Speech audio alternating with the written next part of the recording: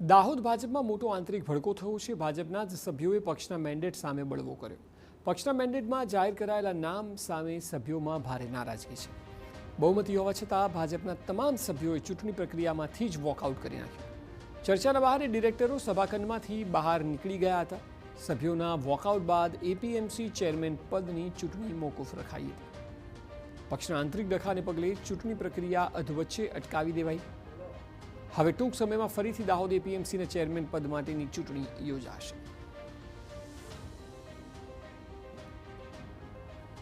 બાબતે સભામાં હાજર રહેલા સભ્યો ચૂંટણી પ્રક્રિયા શરૂ થાય તે પહેલા સભાખંડ છોડી ગયેલા હતા।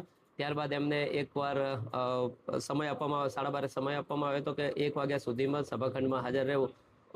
1 વાગ્યા પૂરું થયા 1 વાગ્યાનો સમય પૂરો થયા પછી પણ સભા સભ્યો ડિરેક્ટરશ્રીઓ હાજર રહેલા ન હોવાથી હાલની ચૂંટણી માટેની સભા છે મોકૂફ રાખવામાં આવે છે અને નવી તારીખ હવે પછી જાહેર કરવામાં આવશે।